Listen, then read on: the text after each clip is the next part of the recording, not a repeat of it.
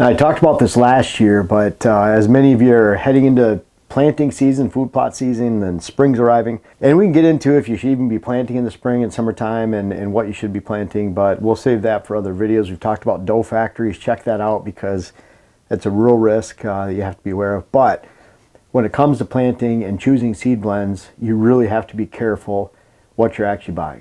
And to me, there's 5 main areas, 5 main types of seeds, and that you need to avoid, and you need to really look at the packaging and figure out what you're buying.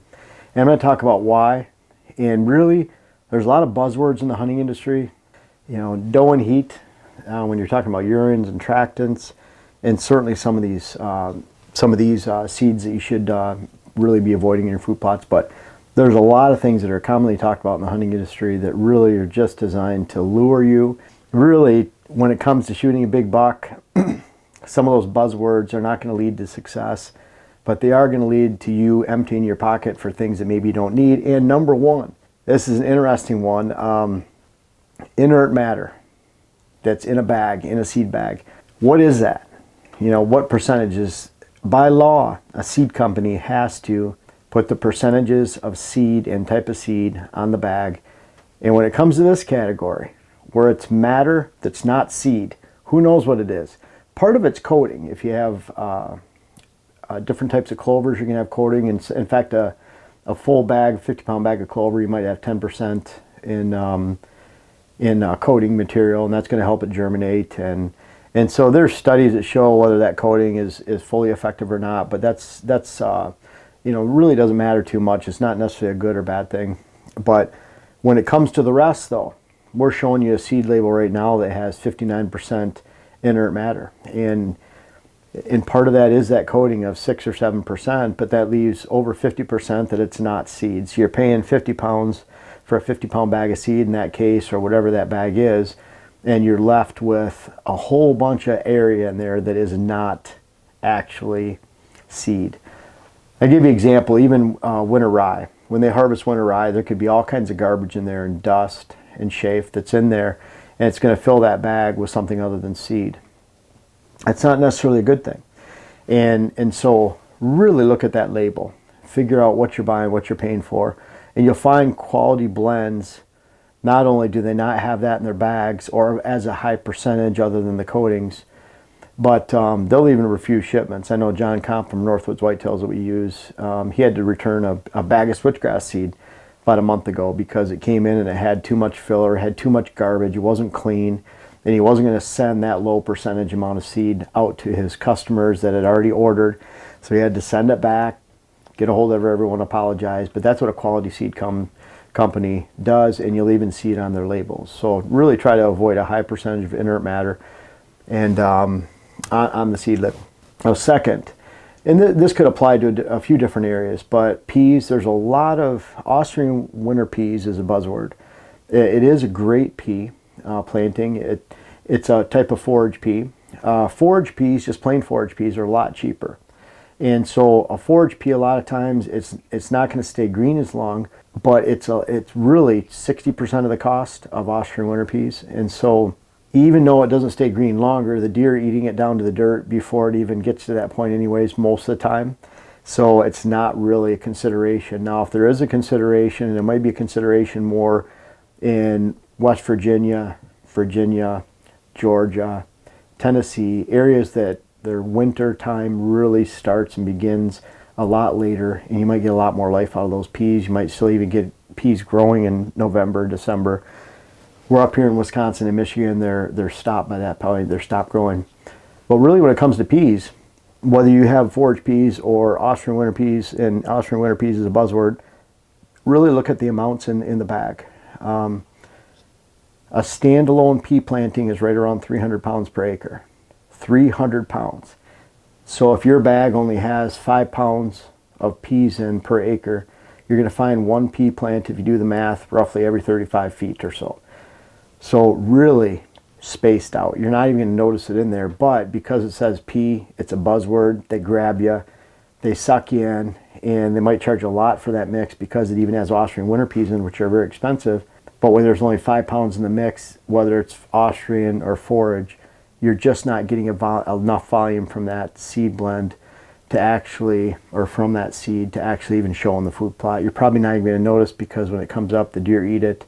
It's not plentiful. I recommend at least 100 pounds per acre if you're putting peas out. If you buy a mix that doesn't have a high percentage of peas in it, then you can always add 100 pounds of peas per acre. And really, if you want that pea volume to be in there, then you're going to start to notice it. 300 pounds per acre, you're probably talking a pea plant every 4 to 5 inches, 3 inches maybe.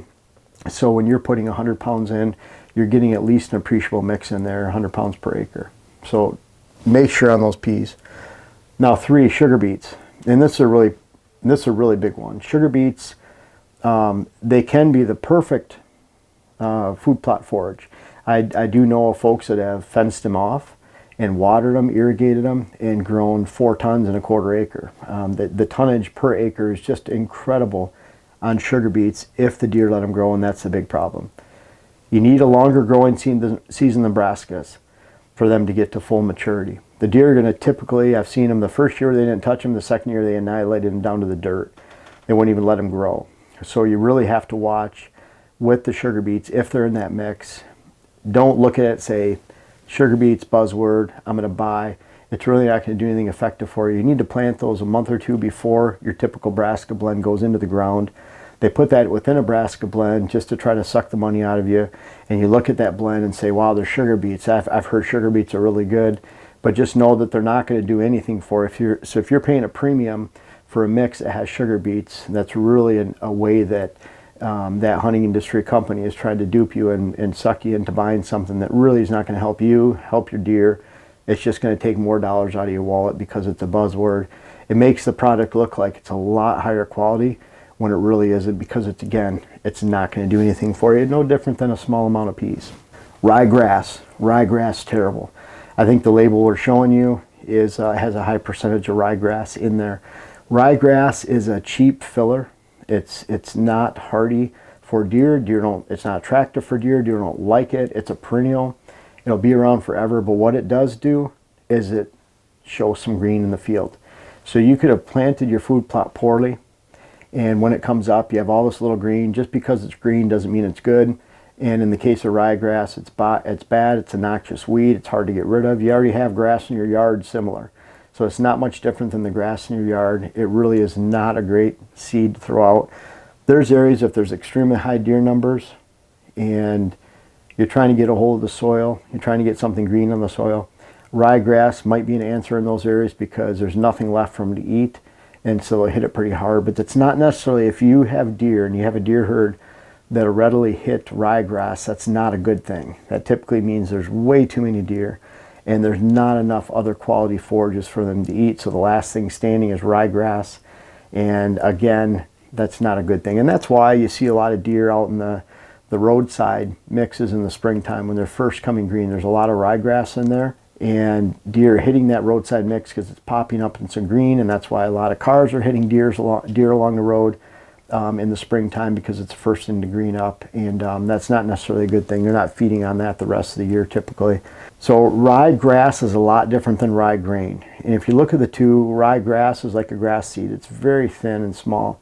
Rye grain is a small cereal grain, and it's more the consistency of wheat. It looks like wheat.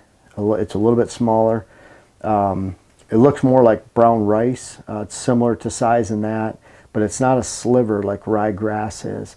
And again, rye grain is something different. We talk about that all the time. That's a great additive to your food plots. It's along with wheat, sometimes oats too. But ryegrass is something you want to avoid. And a lot of the throw and grow type seed blends, they're adding it to it so that you just get something green and say, wow, this is pretty cool. There's some green in the plot.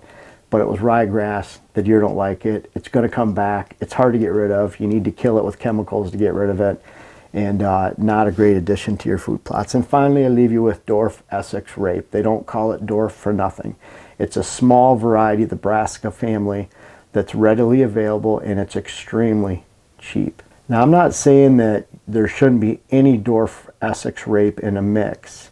It can be a variety. When you have a Brassica mix, then just Brassicas in general, people say, well, just go to your local feed mill and buy. Well, then you're just usually buying dwarf Essex rape and purple top turnip mixing them together, and that's not a good combination. Most of the time people plant too many purple top turnips. They take a lot of nutrients out of the soil. And again, going back to dwarf Essex rape, it's a low volume brassica planting out of radishes, turnips, and rapes. I like to see a quality mix that has at least 5 to 7 different varieties of brassica within the mix. Again, we use a Sweet Feast blend from Northwoods Whitetails and John Comp. And I've been using that for 8 or 9 years now. John can tell you if you call him. But I like a blend like that and a low percentage dwarf Essex rape or none at all. Again, dwarf is low volume in that dwarf Essex rape. I've seen mixes as high as 40% dwarf Essex rape, 30% dwarf Essex rape. And consider those seed buyers when they're getting bulk discount. You could probably buy 5 pounds of dwarf Essex rape for roughly $3.75 to $4. And then how much are they charging you for a half acre of seed or an acre of seed? But 5 pounds per acre will cover an entire field, and it's really going to cost them $4. It could cost you $4, but again, that's not a good thing because you're getting low volume out of it. It's very aggressive in the spring. The following year, if the deer haven't eaten it, it goes to seed head and it spreads throughout your food plots. And there's better options out there that are more related to forage, to high volume forage, to plant heights that exceed 30 inches and give you a much better base and a much better mix. So I can go on and on about some of these blends, but those are some of the basic ones that you can look at and really say, you know, I want to avoid this.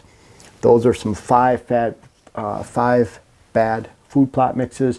You might notice this looks really neat up here, and that's because Dylan Lenz pushed me out of the way before the start of the video. Right, Dylan? That's right. And he said, I wrote it out, and he said, you might want me to draw on your board from now on, your whiteboard. So anyways, you can thank the nice, neat writing at the top. I did my best down here. It took me like 17 minutes to write these 5 right here. But I'm going to leave you with one other blend. A lot of these bedding in a bag mixes where you have different switchgrass and different blends in there, especially when it comes to switchgrass.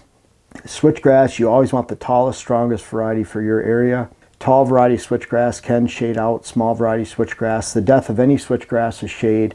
Doesn't matter if it's by weeds or competing switchgrass of other sizes. Just because someone could put a bunch of blends together and call it the best bedding in a bag mix because it's our own proprietary mix. Once they start playing with those percentages, then it's their masterpiece, right? So really try to avoid bedding in a bag mixes. When it comes to switchgrass, buy that strongest, tallest variety that is specific for your area. I would say that Cave and Rock hits that area from south half of Minnesota, south half of Wisconsin, over into most of Michigan, all the way into over in Pennsylvania and New York, and you could step that down to most of Ohio, Indiana, Illinois, and then into Iowa. It's a pretty big variety, and then there's some northern varieties and southern varieties, but always pick that tallest, strongest blend, and you'll be on the right track to creating a thick screen. I love screening in heavy switchgrass for bedding pockets within open fields, but pay attention to that too, and really watch what you're paying for. Sometimes you're paying an excessive amount for bedding in a bag mixes when really you could just go get that specific Cave and Rock variety or whatever variety of switchgrass is best in your area. Plant that single mix. You'll save yourself some money, and again, you won't be sucked in by some of those buzzwords that the hunting industry tries to take your money from and empty your wallet. And if you avoid these 5 right here when you're looking at your food plots this summer, I think it'll help you out, not only being successful, a successful food plotter, but being successful when it comes to attracting deer and ultimately not wasting your time and money.